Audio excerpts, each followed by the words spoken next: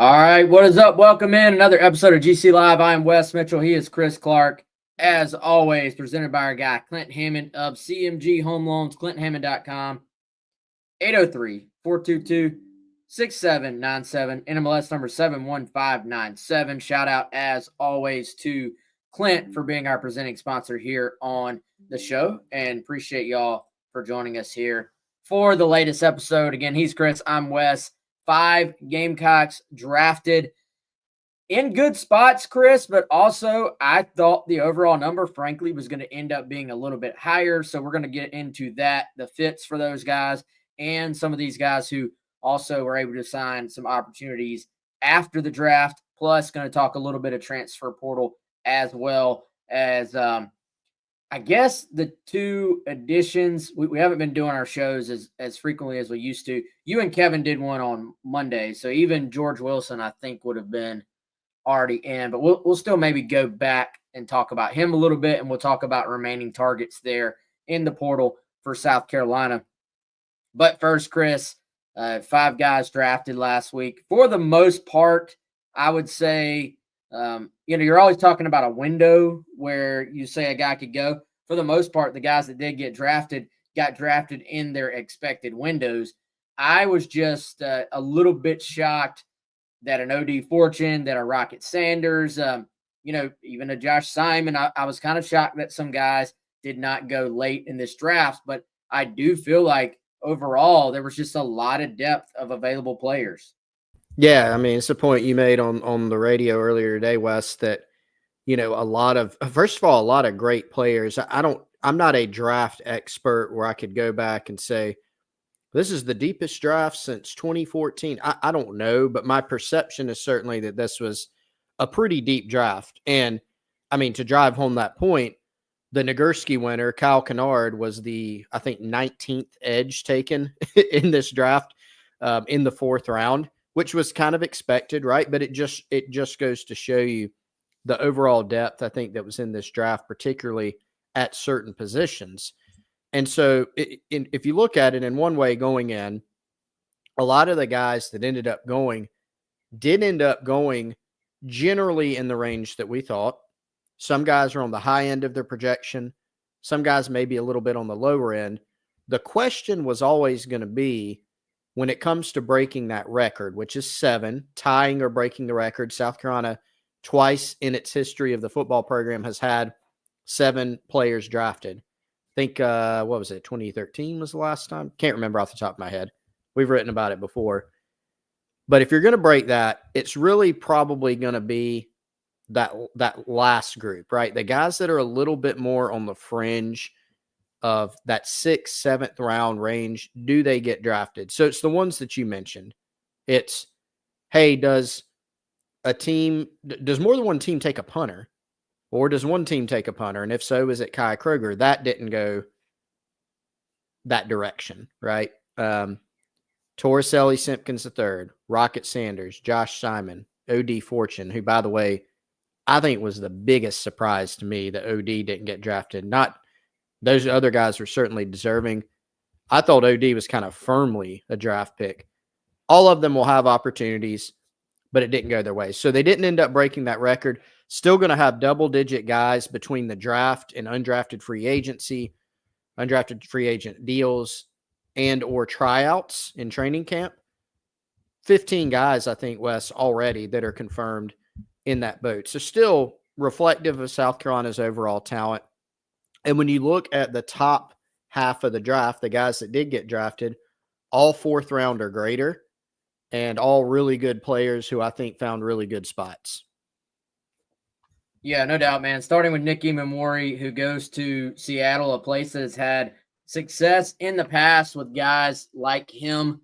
And, I think a guy that obviously we knew probably is going to fit in about any defense out there, any scheme. Part of his, I would say, strength is his versatility, because he is long, he is fast, he is physical. You can move him around. You can play him kind of a middle field safety. You can play him up in the box. You can do all types of different things with him. But with Seattle, I do think that's a place that has a sort of rich tradition of these athletic, long defensive backs. And of course, you're talking about across different coaching staffs, but I think a really nice fit for Nick. It really looked like he, after the combine, was going to be a first-round pick. So a little bit, I would say, surprising that he fell out of the first round just in terms of the reporting and the things you heard after that. However, was just that a reminder, and this draft gave us many reminders of that, is that it takes on a life of its own. And if there's only one team taking a safety in the first round and they don't go with Hemingway, then the opportunities for him to get picked after that in that first round started to dwindle. And so, you have a guy, Malachi Starks. Those two are going to be kind of tied together for life, probably, in terms of who's the better pick, who should either team have taken. And but here's the thing. Starks, I remember this guy generated just as much buzz, if not more so, than Nick as a true freshman at Georgia, and just has been on the NFL radar for his entire college career too. So you really can't hate on a team for taking Malachi Starks. Like it's just they're just two kind of different players, but depending on what you're looking for, that's the direction you were going to go. And as it turns out, there was really only room for one in that first round. Nick goes pretty quickly there in the second round. And I do think, though, probably found himself a pretty good fit. Yeah, he did. And to your point about Starks, I mean, it was not until pick 27 out of 32 in the first round that somebody said, hey, let's grab a safety, right? So sometimes it happens where if you're not number one on the board for the right team who needs that position in that particular spot, maybe you slip a little bit. So, Nick was never thought of, I don't think, as, oh, he's going in the top 10, right? If that had happened and he slipped to the second round, you might be going more, what happened? Did something happen?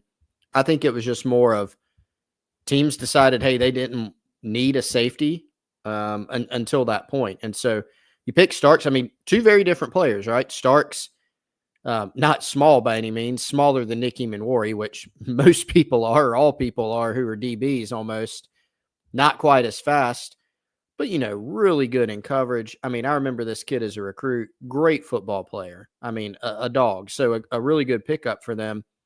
But then Seattle, Wes, I think it's gotten lost. They traded up to get Nick, right? So you got that in there. They clearly really, really like this guy. So I think it's a really good fit for him. It doesn't take him long to go off the board in the second round. So while you don't go in the first round, you don't get to stamp that by your name. South Carolina doesn't get to stamp that they had a first-round pick. You do still get Nick off the board early. And, man, what a story. His development. Remember seeing him in camp several years ago. We've talked about it a lot. And now to see him off to the league, frankly, not surprising, based on what we saw out of him in high school and throughout his career at South Carolina. Yeah, no doubt. And a guy that I think you look at the just totality of everything he did at South Carolina, we'll look back on that as being one of the better careers, I think, of anybody, just in terms of coming in, starting from about 8 snaps into his freshman year and just never giving up a starting role in that secondary and becoming a fan favorite, sticking around. I mean, let's be honest, if Nick wanted to hit the portal, he would have had a lot of options out there from schools willing to give him quite a bit of money. He stuck around, stayed loyal, stayed close to home, and then gets rewarded for it as well. So I think the more things continue kind of in this transfer portal era, not that there's anything wrong with transferring into a school, because we're going to talk about a few guys who are now fan favorites that did transfer into South Carolina. But I think guys that stick around and stay loyal and stay for their full career, fans are only going to reward that even more, I think, because it has become more and more rare. Another guy that stuck around and sort of developed and did everything he needed to do to be picked, TJ Sanders going to the Bills. And obviously Jack Veltri, Gamecock Central's own Jack Veltri, very happy with that pick as a massive Bills fan. But Chris, what did you think of TJ's just rise, man? I mean, this is someone who, like, if I'm South Carolina, I'm sending out #development to like all my prospects out there, because most of these guys that we always talk about Charles Power, and he did have Nick as a 4-star. But if you look at most of the recruiting industry, you look at kind of where these guys started out, at least, even when they like committed to South Carolina or committed to the school that they started out at, talking about a lot of 3-star guys. Yeah, TJ coming out, man, he had kind of a lower profile. I mean, he had some Power 4 offers, obviously, in South Carolina, Tennessee, some others, but was lower profile. And what you knew about that kid is that he's, this big athlete who's a strong basketball player, really good footwork, and tons of upside. But if you look back to high school or even in the earlier days of his South Carolina career, he was very raw. I mean, more so than a lot of linemen that you get. And so he really had to learn how to play football at this level. So to his credit, to South Carolina's credit, he stuck it out and developed here at South Carolina. And obviously Travian Robertson did a really good job with him, particularly last year, to where he's starting, I think, to reach that potential. I don't think he's done yet. You see guys a lot of times go from college to the league and end up being even better players. I wouldn't be surprised if that happened with TJ, but that's not to dismiss anything that he did here, because you look back at last season and even the season before that, Wes, there were times where TJ Sanders looked dominant on the field. You remember that game that they played on the road at Georgia, and Georgia couldn't block TJ Sanders. There were times last year where he really, I would say, went beyond flashing dominance to where he just was dominant sometimes. So we heard some comments on the radio earlier today that Tyler Head played back with their organization, kind of talking about TJ, how they envision him fitting. They really like him as a 3-technique attacking defensive tackle. And that's really been his bread and butter, just a violent, athletic defensive tackle who can cause problems. And another guy, Wes, that a team looked at and traded up for, which I think says something, right? You trade up for a guy, you're in the second round. You're not having to reach at that point to say, gosh, we have got to get a player at this position. They saw TJ Sanders was still on the board, traded up, said, let's go get this guy. So that to me spoke volumes. Yeah, and I know they were talking about how he could maybe do some stuff at the 1-technique as well. But I think I think you just said bread and butter. Putting him at that 3 and letting him go, just try to beat guards with his quickness and have a little bit of room to kind of operate. That is where he lives, in my opinion. And I think he was, one thing, I think it was Phil Yates, who has been on the show with Mike, that said one of the actual few concerns about some of these South Carolina guys up front was that there were just so many of them that were good. They were just used to living in one-on-one situations, which I think is obviously a huge compliment to South Carolina and the talent they have up front on defense. But I think he's made the comment they were like the 33rd NFL team up front, which, I don't know if we've, even back in the Clowney days, ever heard that said about a South Carolina defensive front as a whole. So I think putting TJ in that situation again, hopefully where he can go and not get double teamed and kind of play that 3-technique, which is where you can maybe hide a little bit smaller but more athletic guy, probably really fits his skill, I think, quite a bit in terms of what to expect there. So D-Knight, obviously someone, Chris, that we were all very, very curious to see where he would go and how high he would go. And, you wondered, would he be able to go kind of at the top of his window? And, I would argue he probably did. You start getting into those potential middle rounds, and it can get very murky in terms of where you go. But a situation where you can tell, and I know every team is going to tell you how excited they are about their picks. Like that's not anything new. That's not anything to get excited about. But hearing the Bengals in one of their press conferences, one of their clips where they were talking about kind of sweating it out, hoping that they would get to their pick, because this was not a couple of guys got taken. Here, this is our next guy on the board. And again, I know every team could maybe say, oh, we got our top guy, but just the way they put it, like, hey, we were sweating it out. we had our pick in. We were just waiting to be able to actually put it in. And so D Knight, clearly someone that the Bengals coveted. It's a spot he'll go in and have a chance to compete for starting reps right off the bat. And I really took away that they had done their due diligence on who he is and were wanting to take D Knight the person just as much as they were wanting to take D Knight the player. Well, if anyone's seen that clip that was, Gamecock football posted where D Knight gets the call, which I thought it was awesome, watching the draft in the football facility with a bunch of people around him. It might get you, fair warning, if you watch that thing, but really emotional, obviously. But talking to the head coach of the Bengals, Zach Taylor, who called him on the phone first and let him know. And D Knight says, "You got a good one, coach." And he's like, "Yeah, I know. I know." And, you hear the Bengals leadership talk. We heard some of those clips earlier today, Wes.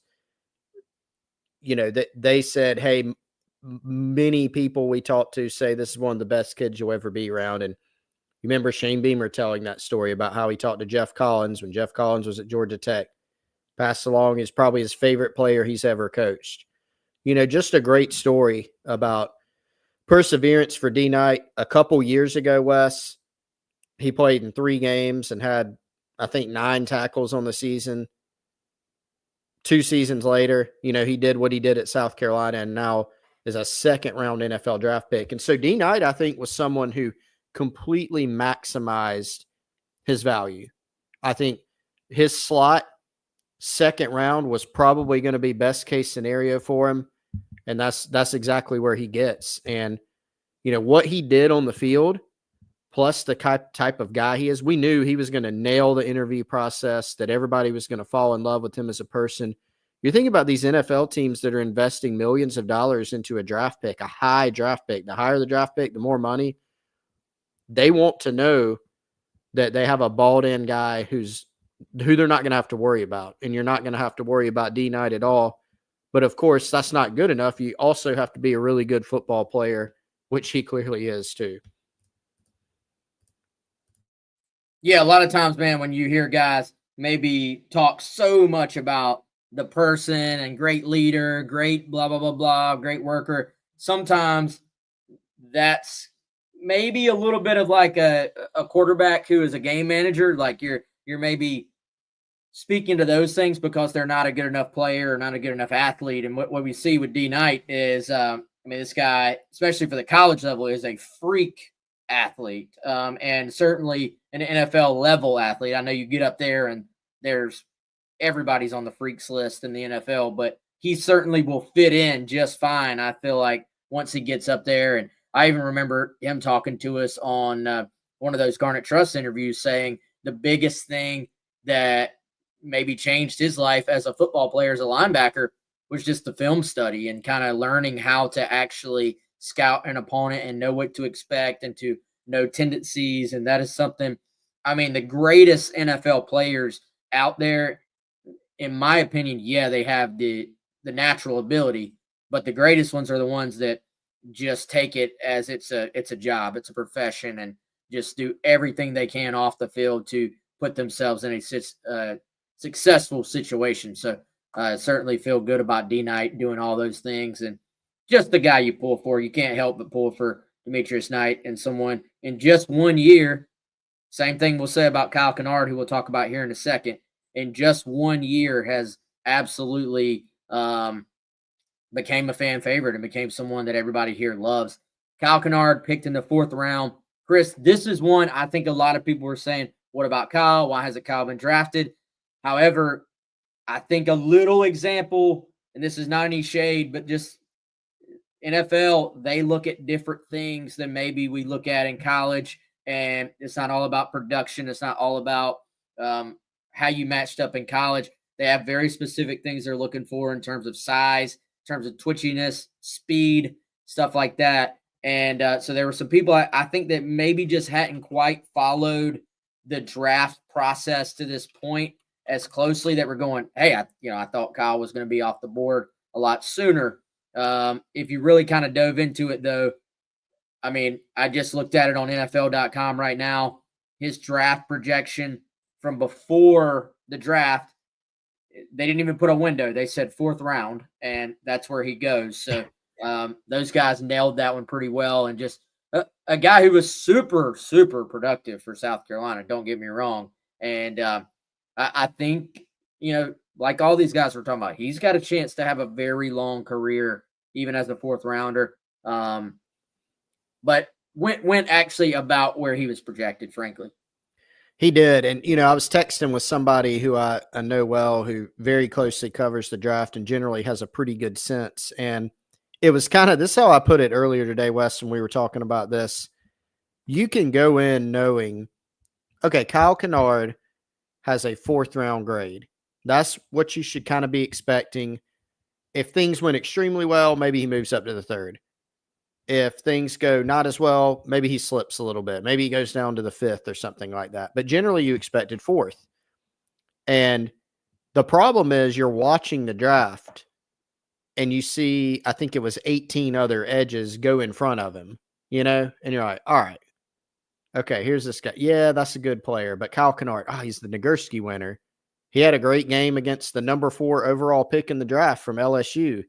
He played an SEC schedule in Clemson.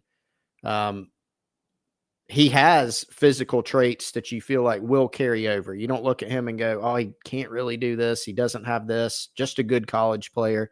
You do feel like he's projectable.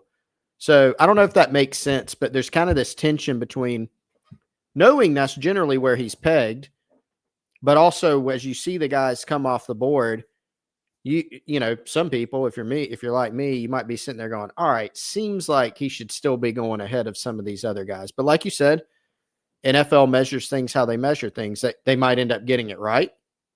They might not get it right. And that happens every year. You can kind of go through and grade how everybody does in several years, but still a good spot for him. I think still not a slight to be drafted in the 4th round of the NFL draft whatsoever. That still means you're an outstanding player. So another testament for development.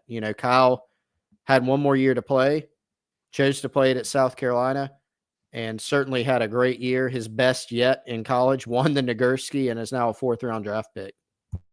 Yeah, and this caught my attention, Chris. Almost kind of insane.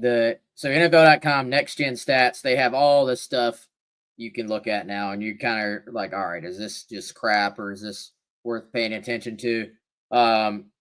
His production score compared to other edges in the NFL Combine, 9th.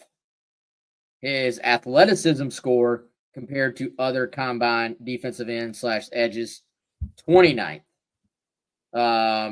His total score of everybody at the Combine for that position, 18th. So they pretty much nailed the computers nailed that one in terms of what that looks like. And I do think not that edges have to run 40-yard dashes very often in a game. Yeah. But I did think it was worth noting that among the guys that went to the Combine, Kyle ran at the Combine and he turned around and ran at South Carolina's Pro Day too. I'm 95% certain. So I think he was probably trying to show he could maybe shave another split second off of that 40-yard dash. And I think it was a 4.7 something at both places, which again, I mean, whether you put stock in that or not, maybe there's some baked in information within that 40-yard dash. What's your 10-yard split to start that, your explosion, your get off, all those things. The NFL, for better, worse, indifferent, a measurables business. And I think if you just line Kyle up in terms of what he did in the best conference in America for a year, then he's a 1st or 2nd round pick. I feel like if you were just going off of that. So well, and one more thing on that, Wes, it kind of goes back to, if you think of the NFL in terms of projecting and recruiting, I use the example, Shamar Stewart went in the 1st round. I think he was the 3rd edge pick, former 5-star, looks like a lab grown edge, from Texas A&M, and a good player, 4.5 sacks, not this past season, over 3 years. So he's a guy that you look at, doesn't have the production of Canard, went 3 rounds higher. Why? Really good athleticism. And so similar to how, you hear this sometimes in the college game, you'll see a college coach or a staff take a kid who has great athleticism, size, frame, and potential, where if you watch his film, maybe you don't really see it. He's got a long way to go. Well, that's because you can develop, you can teach. The things that somebody doesn't have, you can develop. And the NFL in some ways works the same way, right? Yes, Shamar Stewart's not as good of a football player right now as Kyle Canard, but he's so athletic that if you get him in, he's still got a ways to go where he can be taught those things. Well, there were probably people saying 4 years ago, my son's a better high school football player than TJ Sanders. That kid's a basketball player. Yep, 100%. Now he's not now. He's a millionaire to go play for an NFL, for a Super Bowl contender, basically. So we see it all the time, high school guys. You're not looking for the best player. You're looking for who's going to be the best player once you kind of can continue to mold them and develop them. So, and the other part about it is an art. It is not a science. No matter how much science and measuring and all the different analytics that get involved, it will always be a little bit of art involved in the process of evaluation. So later on in the 4th round, guys, Tonka Hemingway. Super happy for Tonka, man. This is a guy, I feel like, Chris, a little bit overshadowed by some of the other guys up front, a little bit just, he didn't quite have the flashy career that maybe, even TJ had at times. Certainly Kyle had his 1 year at South Carolina. But Tonka, a stay-the-course guy, a guy that stuck around at South Carolina, a guy that developed. He played some edge. He played some inside. I think he settled a little bit more certainly inside later in his career, helped on special teams, and someone that I think just is a coach's dream type player that is going to have a chance to hopefully stick around with the Raiders. Yeah, I'm going to steal what you told me earlier. You never heard anybody say anything bad about Tonka Hemingway at South Carolina, and he's been here quite a while. So, from this kid's freshman year on, and that was when Will Muschamp was here, you just heard nothing but good things. I remember when he was a true freshman, 2020, you started hearing things like, this kid's going to be really good. And he turned out to be a really good player, continued to develop. I think the thing that teams are going to love about him is he's a good football player. He can help you on special teams. And he's also versatile up front. He's another guy. He's not huge, right? But he's an inside player, but he can play outside for you. He's got a good nose for the ball. He can rush the passer. And another guy that, again, you're thinking about investing millions of dollars when you look at an entire contract for a guy, you're not going to have to worry about, does he have a good work ethic? What's he going to be doing away from the field? You don't have to worry about those things with Tonka.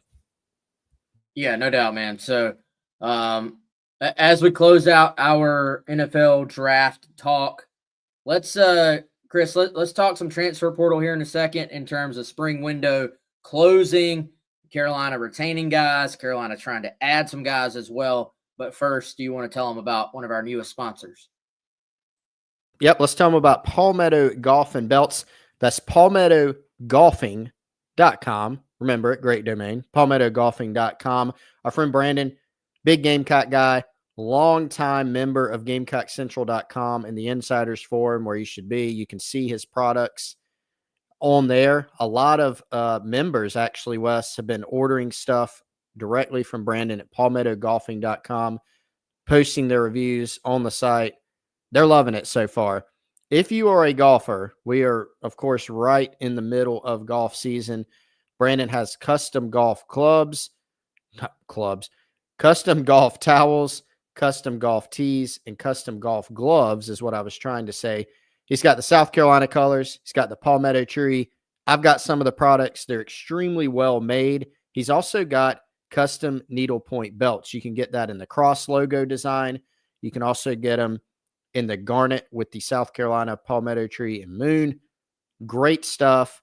And these needlepoint belts not only are well made, Wes, but they are much more affordable than a lot of other options you'll find. So if you're a golfer, go check out palmettogolfing.com for some cool golf gear. If you're not a golfer, you can still go check out his custom needlepoint belts. Again, that's palmettogolfing.com. Go support somebody who supports us and supports South Carolina. Brandon at palmettogolfing.com. Yeah, man. So, all right, let's talk portal and what South Carolina wants to add, what they have added, and what they lost. And that's always, I mean, I would say the last couple of years, one of Shane Beamer and the staff's biggest priorities has just been to retain. And, I think they've done a really good job of that. We talked about that during the winter window. And now, Chris, spring window. If you look, you're going to lose some guys, right? Like, that's just the nature of the beast at this point. And they did, but for those who don't know, portal window now closed. It closed on Friday. You have a little sort of, if you see on Twitter, maybe some guys who are you're still seeing it reported that somebody went in from other schools. Part of that is because the schools have like 48 hours to process everything. Maybe something got delayed in being reported. There's little reasons that can cause there still to be reporting on guys going in. However, I don't believe, we were basically told on Friday, like, does not look like anybody else for South Carolina is going in or has requested to go in that isn't already known. And so, Chris, I think another really good job of retention. And we were even told, like, hey, I don't think anybody on the projected 2 deep for South Carolina entered the portal during the spring, which I think is what you're always looking for. You're going to lose some guys. I mean, the closest to maybe saying they were on the 2 deep or would have been fighting to be on the 2 deep, maybe Ja'Kai Moore, Chris? Mm-hmm. Yeah, I think Ja'Kai Moore because, if you think about your top 8 or even if you wanted to expand that out to a top 10, Ja'Kai Moore had played. He's a 7th-year guy. He's experienced. He started 20-something games. He's played overall in 40-something games. And he's played 4 of the 5 offensive line spots. The only spot he hasn't played in a game is at center. So certainly if you think of it that way, I don't know if when they release a depth chart before game 1, if Ja'Kai Moore were on the roster, maybe he would have been on that 2 deep, maybe not. If it came time to put somebody in the game at any of those spots, would he have been one of the top options? Maybe so. At least fighting for it, as you said. So that would probably be the closest one. I would say another one, if you're thinking about it in terms of special teams, which South Carolina does, Ronnie Porter, a guy that did factor in pretty heavily on special teams last year. I would say in the mix at linebacker, had some others in front of him. Former walk-on who had earned a scholarship. Did play over 200 special team snaps last year, Wes. So a guy that did factor in pretty prominently in that phase of the game. But those are probably the 2 closest. But if you're looking around the country, there are a lot of schools that are losing guys who are starters, stars, 2 deep, key backups, key players. And South Carolina was able to avoid that again. Yeah, which is obviously what you want. There was maybe a guy or 2 we were tracking to potentially enter the portal for South Carolina that did not, which is obviously a good thing there as well. And let's see, you can go down the list on Gamecock Central, but otherwise, some guys who maybe were just behind other players. Emory Floyd was kind of a depth person at corner, but I think when you look at them bring in Brandon Cisse, you look at them bring in a Miles Norwood, you look at Vakari Swain, who's supposed to be back with the team, even though he missed spring.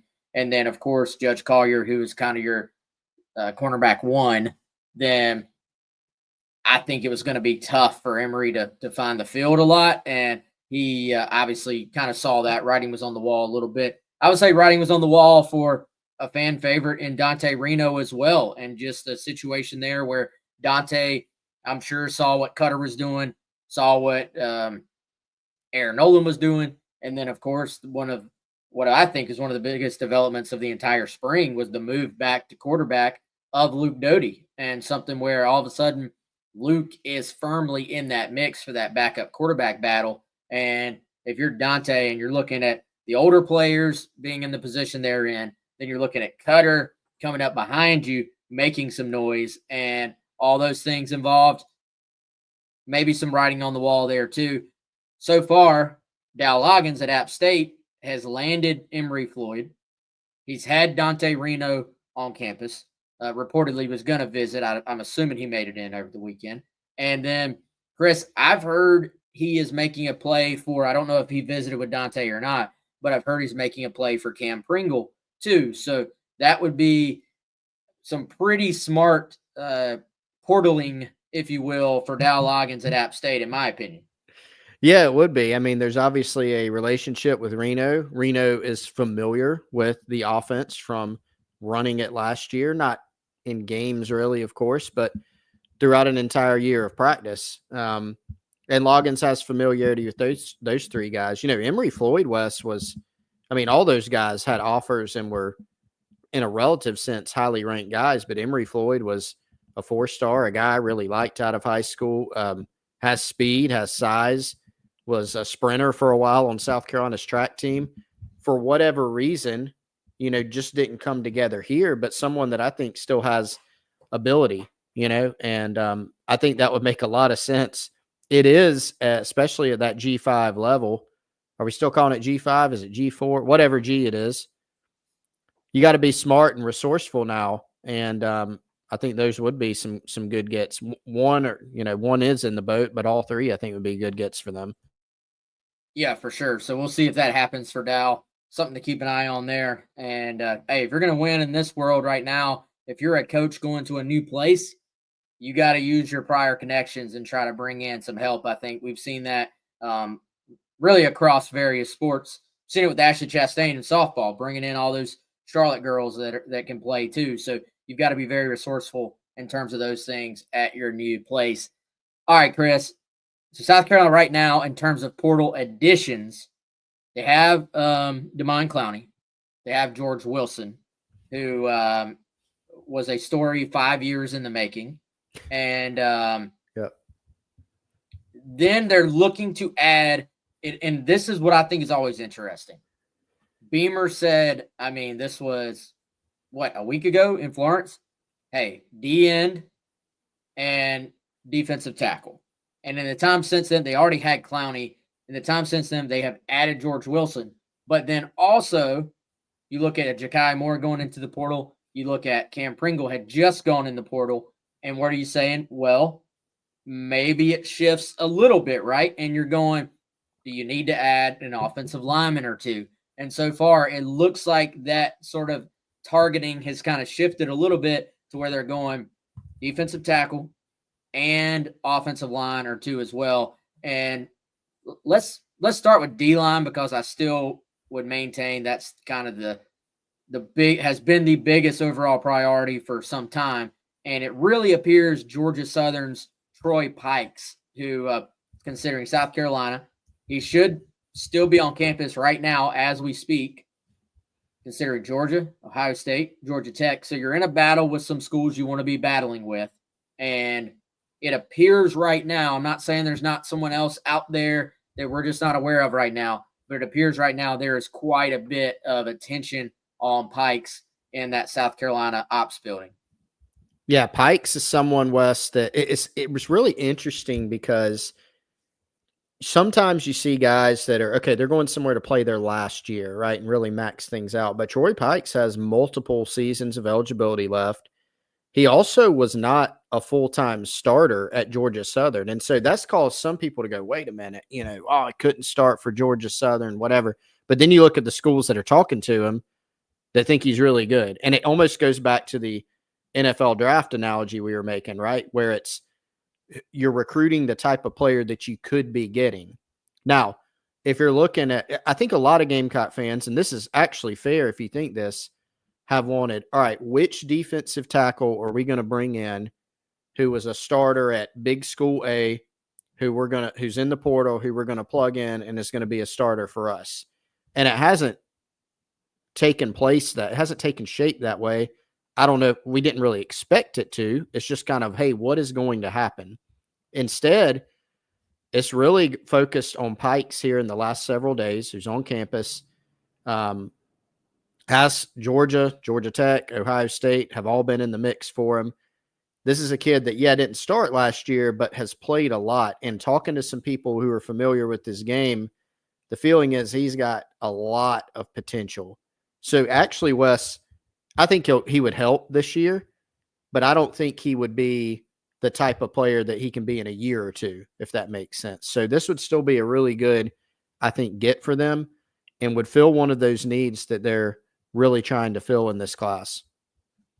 Well, and if he is who they think he is, who they hope he is, who they've evaluated him to be, then maybe he provides some depth this year. And then you're hoping he kind of moves into a starting spot down the road and you're not having to just keep going portal time and time again at defensive tackle. At some point, you're trying to kind of get caught up there. And I think it was a really good spring for some guys like Brown Luedecke. Sounds like Monkel took a step forward. Nick Barrett had a solid spring. I do think there are reasons to feel a little better about that spot, but you do have to keep adding talent there. And, maybe he comes in and just hits the ground running and is a guy who can make an impact. But I think in terms of the ability to just have upside and maybe even have a career track, not to say he's going to be TJ, but I think when they look at him as an evaluation part, you got to remember TJ was not TJ when they landed him. It's more about, can you get a big athletic guy who's, kind of easy on his feet, can move around, can use his hands, and then mold him from there. But certainly, I think Gamecock fans would have a very different reaction to Pikes if it wasn't Ohio State and Georgia also involved. I think those schools being involved, everybody's like, all right, this is there's something here. There's something to pay attention to. Yeah, fair or not. But right. I think that's how things play out. On the offensive line, there's been a couple of names that have popped up, but I think some of them it's a little bit further along than it is with others. And one of them, it just feels like it is a little bit further along with, Chris, is Nolan Hay from Incarnate Word. He told Phil Kornblut, I guess today or yesterday at some point, that he was going to be, that he was down to two, those two being South Carolina and Oklahoma State. And so he visited Oklahoma State this weekend. As Hay tweeted last week, supposed to be at South Carolina this coming weekend. Now, I'm hearing, Chris, that visit may be moved up, and it is now looking like, I got the impression this is not completely, entirely locked in, confirmed, but as of right now, it is looking like that visit may go ahead and take place tomorrow. So would be Tuesday, Wednesday, and then him leaving on Thursday. You get still the full experience, just middle of the week. Sounds like he is trying to knock this thing out, get it over with, and that it would be South Carolina or Oklahoma State with the decision coming obviously either on or right after that South Carolina visit. Yeah, and this is a guy, Wes, that plays at Incarnate Word, is kind of an under the radar type of guy. 6'4", 310, played right tackle all last season, graded out pretty well. Wes, have you heard any, sometimes you see guys will play a position at one school, but the next school's like, actually, we're going to play that guy at another spot. Have you heard specifics on that yet? In terms of where South Carolina likes. Oh, no. All I know is he has played everywhere. Yeah. I think he's you can slot me wherever and I can go play type guy. So I don't know if South Carolina has a specific spot for him or if they're saying, hey dude, you come in and figure it out. Yeah. I mean, and when we were talking about Moore earlier, again, a guy that has played every spot except center, and so I get the sense that South Carolina would like to continue to boost the overall depth and competition just really everywhere. And so if you get a guy in Hay who could play really anywhere, that's a bonus, so we'll see where that one shakes out. That does seem to be, out of the names that have surfaced, West, that one, I like the term down the road. This one with a visit that's going to happen unless something completely changes between now and then. This is one that seems pretty far down the road and as a legitimate possibility. Yeah, and we'll see what happens there. I feel like you can't, if you're a fan, don't get too far ahead of yourself on, well, hey, this guy's going to be in the class, this guy's not. It changes very quickly with portal recruiting, but assuming that visit does kind of get locked in for tomorrow, depending on what the NIL asks are there, you would feel like that's a battle South Carolina can maybe win. So we'll see what the deal is there. But those, I think, are the two portal targets that we all should be most focused on right now. And so after does somebody else pop up? Maybe so. There was another offensive lineman out there that South Carolina was linked with. Last we heard, maybe wasn't quite as far along as with these other guys. Maybe somebody to keep an eye on, but not necessarily there yet. Chris, do you think there's another position that just pops up, or do you think this is where we are? Yeah, I mean, they've addressed edge. They're looking to address defensive tackle. And then offensive line, I'm looping in offensive line as one position, right? So if you think about center, tackle, guard, like I'm just saying O-line. I think that's it. I mean, I don't know for sure. I want to be clear on that. I haven't heard of any other names or positional priorities, but that does seem like it right now. And even, can that evolve even in the coming days? Maybe, but it seems less likely because A, the portal's closed. And another thing to keep in mind is, there has been a change in the thinking from the beginning of the spring to the end of spring in terms of specialists even. Remember Shane Beamer, Joe DeCamillis, both went on record with it. Shane Beamer at the conclusion of spring said, hey, we still got a ways to go with our specialists.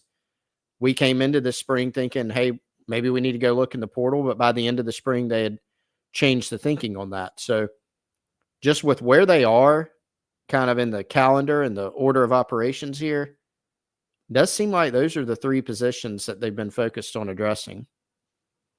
Yeah, man. So we'll see. So if you're listening to this on Monday, so Pikes still on campus right now. That's something we'll be track. By the time you hear this, maybe we have an answer on where he's headed. If you're listening to this, maybe Tuesday or something like that. I do think the thing about these portal recruitments, they a lot of times just do not play out very long. And Pikes has already taken what we believe are all of his visits. And I believe the hope and the thought is that he'll go ahead and lock in a commitment pretty soon after on this visit to South Carolina. As of right now, I think you should feel decent about where South Carolina stands, Chris, but we'll certainly have to see how those final discussions go for his trip to the Gamecocks. What do you think of the George Wilson pickup, man? Let's close out with that. Yeah, I think with this kid, some people are always just going to look at the school he came from. That's the reality. But getting past that, go back. If you're in that camp, oh, he's coming from Campbell. How good can he be? This is a kid that was once committed to South Carolina. Started his career at FSU, was pretty darn highly recruited. And we've actually talked to some people who've seen this kid play, including at Campbell. And the consensus that I think we've gotten, Wes, is really good athlete, can bend, can rush the passer. Does he need to get bigger and stronger? Probably so. In other words, he's maybe not going to be your best edge setter against the run on the team, but can he come in and help you rush the passer? It seems like a lot of people think so. So I like to pick up. You're thinking about a spot where you need some depth. You need a starter in the sense of you need somebody to emerge as that starter. But if you didn't find the equivalent of a Kyle Canard in the portal, what's the next step past that? Find some quality key depth. And people I've talked to think that he can help South Carolina in that regard. Well, I think it's going to be all about how you can use him too. everything I've heard has been this guy could actually be a phenomenal pass rusher. It's just a matter of all the other things that are required of that position to have success. And so are you able to, like, is he going to have to be plugged in there in every down situations, or is it a scenario where you can basically use him just in pass rush situations? And, I thought it was interesting listening to during the draft coverage, listening to Saban talk about DPRs, designated pass rushers, and essentially the guys that hey, this guy's a freak off the edge, but they just don't hold up against the run. If you're South Carolina, do you potentially plug him in some of those 3rd and long and some of those late game situations where the opponent has to rush or has to throw the football and you can go rush and throw him in there opposite of a Dylan Stewart and just let him go to work? Or are you saying, look, man, you're arriving probably late May, early June. We're getting you in the strength and conditioning program. We want you in the weight room every single day. We want you hammering protein shakes. We need you to go play 25 real snaps. You know what I mean? Like, you're in this rotation. That to me will be like, the South Carolina try to push that. Like, this is, we think you can be more, or is it, we think you can be a stud pass rusher. Let's just put you, in those spots to succeed. Yeah, no, that's a good question. And, ideally you say, hey, you want guys to be every down players, right? But with the clock kind of accelerated here, and I don't know what George Wilson weighs as we sit here and talk on the show, but he's certainly not a guy that, in the past has ever been, oh, he's 250 pounds. He's not that. And he might not ever be, but I do think there's going to be, I think, some discussion about, hey, let's add a little bit more weight. Let's get strong, certainly getting stronger, getting bigger and stronger. But what is the decision for South Carolina in terms of how they want to develop guys? And frankly, they've had a pretty good track record with that as of late. Luedecke and his staff, Yumi Rodriguez in nutrition, the coaching staff kind of all working in conjunction to figure those things out. Not something I have info on in terms of their plan, but actually something good for us to try to run down to see what they think of Wilson here in the future. Yeah, I think he was listed 235 maybe on the graphic South Carolina put out. So, I mean, I don't know how updated that was either, but that I think is what they put out. But anyway, all right, y'all, that's all we got for today. Shout out, as always, to everybody who joined us for this episode of the show. Shout out to our sponsors, too. Y'all help make this show possible. For Chris, I'm Wes. We're out, and we'll see you soon.